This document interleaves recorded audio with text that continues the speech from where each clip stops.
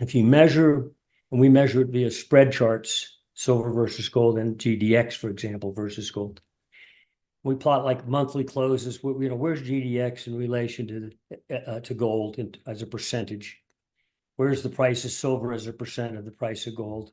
And we plot that, and we also run momentum studies of it.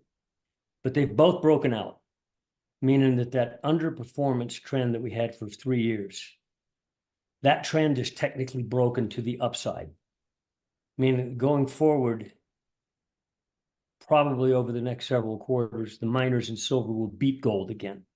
Gold prices trimmed losses near $2,295, despite a stronger U.S. dollar on Monday during the early Asian session. The yellow metal edged lower to one-month lows on Friday, amid reduced expectations for U.S. Federal Reserve rate cuts this year and bearish sentiment following news that China paused gold purchases in May after 18 months of buying. MichaelOliver from MSA notes that gold prices have been range-bound in recent years, fluctuating by about 15%, allowing traders to profit from rallies. Despite a sharp drop in September 2022, this stability suggests gold may have been anticipating central banks returning to traditional roles.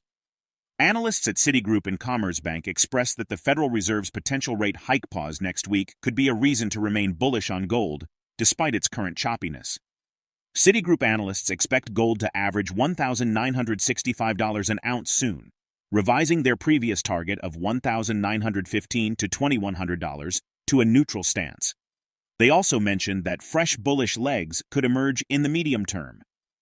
Oliver highlights that many analysts still use methods from the range-bound period to evaluate gold's peaks and lows, but this approach might need to be updated due to shifting dynamics. While gold remains stable, silver and mining stocks, which underperformed after a mid-2020 surge, have now outperformed gold again. Gold stocks are expected to outperform their metal this summer. GDX has been overbought in recent months, surging as high as 1.253x its 200-day moving average. However, this is still below the extreme overbought threshold for gold stocks, which begins at 35% over the 200-day moving average. Oliver further notes that spread charts and momentum studies show silver and mining stocks have reversed their underperformance, a pattern in late-stage bull markets like 1979 to 1980 and 2010 to 2011. This breakout suggests that silver and mining stocks will likely outperform gold in the coming quarters, indicating a new phase in the bull market. Join us as we delve into MichaelOliver's insights. To stay updated with our latest uploads, subscribe to our channel and activate notifications. Thank you.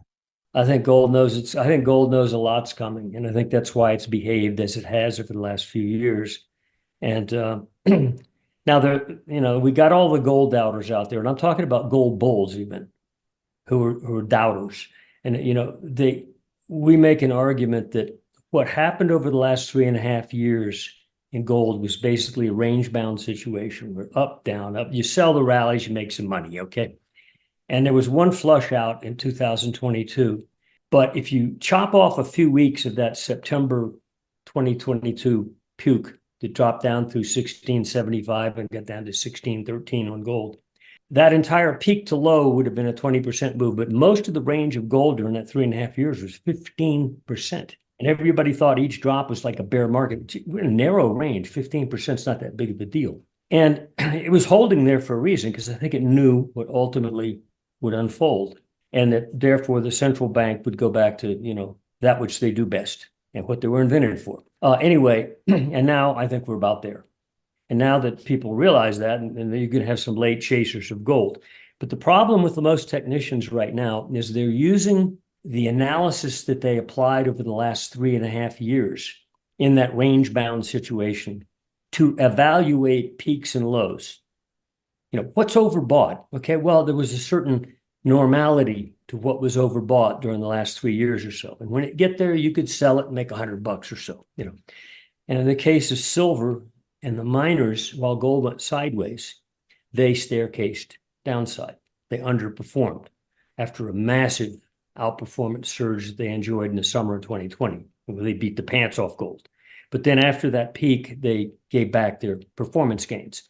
That too has shifted. If you measure, and we measure it via spread charts, silver versus gold and GDX, for example, versus gold, We plot like monthly closes. Where's GDX in relation to gold as a percentage? Where's the price of silver as a percent of the price of gold? And we plot that, and we also run momentum studies of it. But they've both broken out, meaning that underperformance trend that we had for 3 years, that trend is technically broken to the upside. Meaning going forward, probably over the next several quarters, the miners in silver will beat gold again.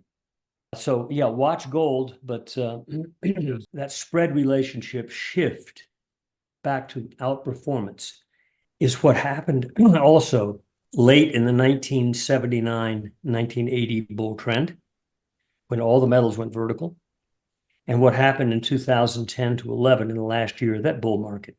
So in other words, when you entered the acceleration phase of that gold and silver bull market, where silver beat the pants off of gold for the last several quarters of the bull market, I mean, just it rampaged ahead of gold. The spread broke out and told you that I've broken out, I'm now going to get into gear against gold. And not only did their price turn up dramatically in an acceleration mode, as opposed to like an arm wrestling type trend, which had prevailed for years, up, down, but gradual up. The spread also said, yep, that's what's happening. That's what's happened now, actually since late March, especially in April. All these readings broke out. Annual momentum of silver versus gold. GDX annual momentum broke out over a ceiling. The spread versus gold. All these metrics flipped and said, the trading range that you lived in from 2020 to 2023, or late 2023, is over. Despite the US dollar rising to nearly a one-month high, silver remains steady at around $29.54 due to investor demand for safe haven assets amid geopolitical tensions and market uncertainty. Strong US job data bolstered the dollar, pressuring silver prices by reducing the likelihood of Fed rate cuts, keeping Treasury yields high, and limiting silver's gains. MichaelOliver notes that, on a relative basis, silver is significantly undervalued compared to gold and even copper, suggesting it has room to catch up. Silver's technical features and potential for substantial gains are vital reasons for its focus among investors. From early October to mid-May, gold has surged 33.2%, nearing the monster status of a 40% plus gain. Major gold stocks, represented by the GDX index, typically amplify gold's moves by 2x to 3x. However, GDX has only climbed 43.8% during the same period, resulting in a poor 1.3x upside leverage. Oliver also highlights the compelling opportunity for gold miners. Long-term spread charts show that while miners have held their own against gold over the last 8 or 9 years, they remain highly undervalued relative to gold and the S&P 500. Let's get back to the interview. On a relative basis, silver is still very undervalued to gold, very undervalued to even copper. And I think it'll do a catch-up. Yeah. So that's my own personal focus. I can't recommend it to everybody because everybody's different in investment needs and capabilities, but silver's the place I'm focused right now. Mm-hmm. But I think that's a valid technical feature there. And I think that the most drama we're going to get out of if you had to pick one market with the greatest percent movement, whether down or up, I think it's silver. It would have the greatest percent gain, and probably the gold miners as well, because we know that they're, you look at a long-term spread chart of, let's say, the XAU index, which, originated back in the 1980s, and compare it to gold, we're off the page cheap. And it's been laying there.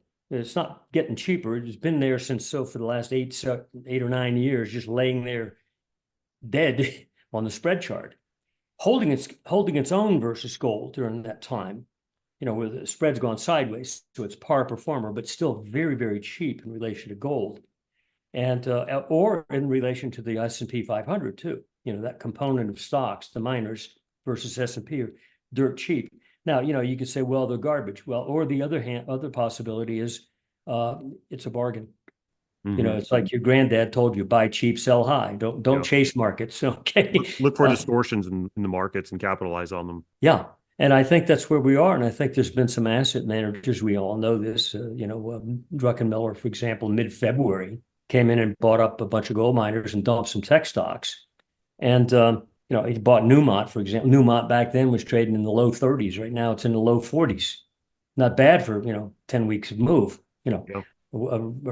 several months of move, excuse me.